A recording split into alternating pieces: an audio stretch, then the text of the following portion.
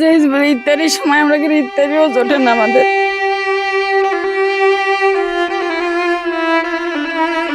গরিবের নাকি নুন আনতে পান্তা ফুরায়, কিন্তু যে পরিবারে সেই নুনটুকুও নেই সেই পরিবারের মানুষ আবার পান্তা খাবে কিভাবে? এই পান্তা ভাত আমরা ইত্যাদি করবো, আমাদের ভাগ্যে আর কিছু জোটবে নেই। দেখেন, বলছি এক অসহায় পরিবারের কথা, যে পরিবারে রয়েছেন মাত্র 3 জন সদস্য, কিন্তু সেই 3 জনের কেউই উপার্জনের জন্য পারেন না কোনো কাজ করতে। আমরা 3 জন লোক, 3 জনের সমস্যা। যদিও গেল 3 বছর আগে পরিবারটির সবাই জীবন কাটাতো হাসি খুশিতে, বাবা ছেলের উপার্জনের টাকায় চলতো সংসার। কিন্তু একদিন কাজের সময় একটি বিল্ডিং থেকে পড়ে গিয়ে মেরুদণ্ডের হাড় ভেঙে যায় পরিবারের একমাত্র ছেলে জাহিদ হাসানের। এরপর তাকে চিকিৎসা করানো হলেও ফিরতে পারেননি স্বাভাবিক জীবনে।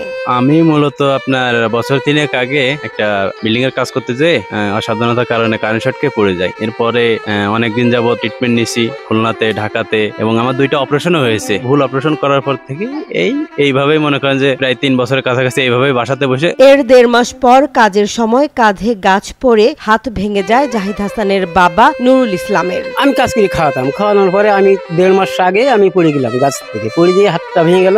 যার পর 1.5 মাস পরে ও আবার বিল্ডিং থেকে কারেন্ট শর্ট করে পড়ে যাওয়ার পরে আমরা যা ছিল বেঁচে কিনে পর্যন্ত যা ছিল সেইভাবে চিকিৎসা করার পরে জনগণ আমাদের হেল্প করতেছে এখনো পর্যন্ত, সেইভাবে আমরা চলি। জাহিদের মায়ের শরীরও ভালো নেই, পেটে টিউমার এবং হাতে সমস্যার কারণে ডান হাত নাড়াতে পারেন না তিনি। আমার হাতে জ্বালা, আবার পেটের মধ্যে টিউমার, ছেলে কামাই করবে, ছেলে তো শেষ। আমার পরের মানুষের কাছে চাইছি না, আমরা এখনো চলতেছি। এ অবস্থায় কাজ করে সংসার চালানোর মতো পরিবারটিতে অবশিষ্ট নেই কেউ।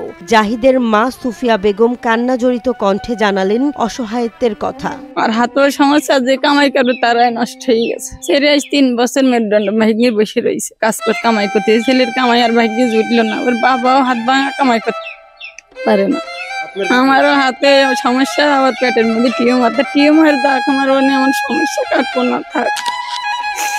এখন 3 জনের সংসার চালানো সহ ব্যয়বহুল চিকিৎসার খরচ চালানোর সামর্থ্য নেই অসহায় পরিবারটির। আমাদের সমস্যার কোনো শেষ নেই। এখন আমাদের যদি সবাই দয়া করে যে বাচ্চারা একটু চিকিৎসা করে, তাহলে কয়দিন বাচ্চারা একটু চলে ফিরে খাতে পারবো। এদিকে ঘূর্ণিঝড় আমফানে ভেঙে গেছে মাথা গোজার আশ্রয়স্থল ঘরটিও। ভাঙা ঘর কোনো রকম দড়ি দিয়ে বেঁধে সেখানেই দিন পার করছেন তারা।